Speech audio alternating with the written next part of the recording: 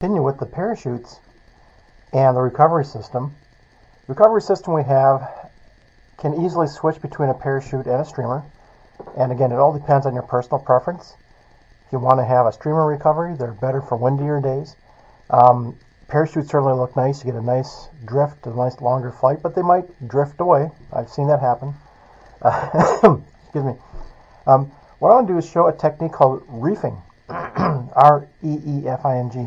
I don't know why it's called that, but this technique is to prevent the parachute from drifting. Now, here's a nylon parachute. I bought this from Amazon. It's 2 feet across. Certainly, I run this in the larger rockets like the big Berthas, Sky Torpedoes, Patriots, the larger ones. They have diameters around maybe 1.5 to 2 inches or so. And this, again, is a nylon parachute. And the reason is they open very, very easily compared to the plastic. There we go. So you see, once it unwinds, that parachute just pops right open. And that's one big benefit of using these. Now, this particular parachute, it was the smallest one I could find on Amazon at the time. It's 2 feet wide. It's really, really, really big. It's really oversized for a lot of the rockets that I have, which means it's going to drift quite a bit, but it looks really, really nice when you're floating down on a nice, quiet, calm day. And what I want to do is show you the technique called reefing, which allows the parachute to drop a little bit faster. First thing I want to do is show the attachment of the shroud lines to the loop. Exactly the same that I've done before. I've got this Kevlar cord with a big loop on one end and a small loop on the other. Now the difference is that on this side, rather than putting CA glue on it, and the shroud lines are a lot larger, there's going to be a lot more force on it, so they're going to be twisting back and forth. I didn't want the CA glue to kind of like scrape against the Kevlar and shred it, which it might do. It's probably maybe a rare thing. But again, I tried to eliminate anything that could cause problems and replace it with a better solution. So what I did here is I just simply did the loop, but rather than putting CA glue on it, I slid a piece of heat shrink over it. So this piece of heat shrink is about 2 inches long. This is a 3/16 piece of heat shrink, and again, I got a batch of assorted heat shrink here. And you can get this stuff almost any place. Hardware stores sell this in the electrical section by the pack. And you can get the 3/16 if you need it. So put the 3/16 over the knot. So this is the knot where the cords, the shroud line cords, attached to the Kevlar cord. I put an extra knot in the Kevlar cord here. And that knot is to provide a little bit more grip for the heat shrink once I shrink it down.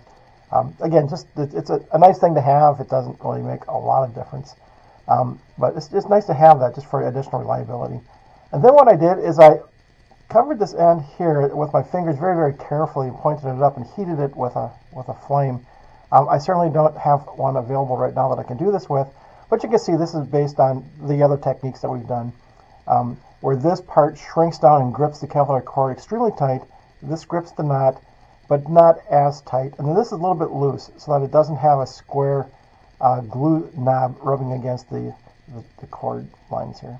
So again, very nice attachment, and this is the way that I do it. And I've never had any problems with this. Now the next step I want to show is this technique called reefing. So you can see this parachute opened up very quickly. Again, it just pops open, which is why I like the nylon parachutes. And I try to fly nylon parachutes exclusively. But for some rockets, this is an oversized parachute. For some, obviously this will not fit in the BT-50, but for the middle size, it's oversized, and it's good for the really big ones. But even for the really big ones, on a windy day, it's just not going to work very well. So the idea of reefing is that you want to take your shroud lines here, and you want to put like a piece of tape around them, like right here. So when the parachute opens, it doesn't open all the way. Now, they always talk about, well, just wrap tape around this, wrap tape around this. The thing about wrapping tape around this, you got a couple of problems. First is that one of these lines can just pull and just zipper right through the tape. So now maybe you got to put a lot of tape on it. Well, how much is enough? And you kind of get into these engineering questions like, I can do that, but how much is enough? And if you don't really have a good guideline to go by, you might not have enough. But if you put the tape on here, eventually the gum will get onto the lines, and that'll cause the lines to stick together. So again, it is a solution, but not a very good solution. And the purpose of this channel is to give you very good solutions that'll be very reliable to fly your rockets and have good flights.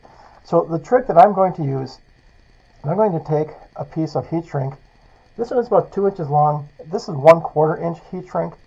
And what I'm going to do is just simply slide this over the cord. I'm going to pull this up here and say, well, let's say we really want to put tape somewhere around here.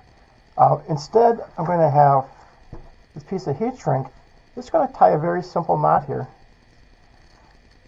I think it's called a simple knot, but it's not very simple to tie. Just like this. That's it.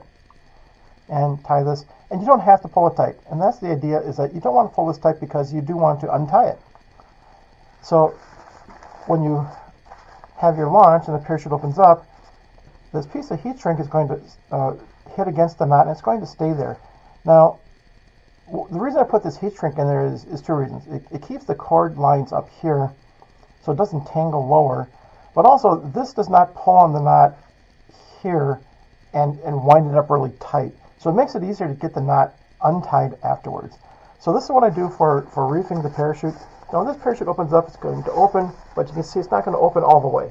And that's intentional. It's not going to open to the full 2 feet. Maybe this, the way I have this, is about maybe about a foot, maybe a foot, a little bit more. The whole idea is that now when you fly this particular parachute on a windy day, you can make the parachute fall a little bit faster. It's still going to look really, really nice because you got this nice 2-foot parachute and it's bright red, looks nice. But you can fall a little bit faster, and you can reef this very easily, and you can untie this and put it back in your larger models if you want to.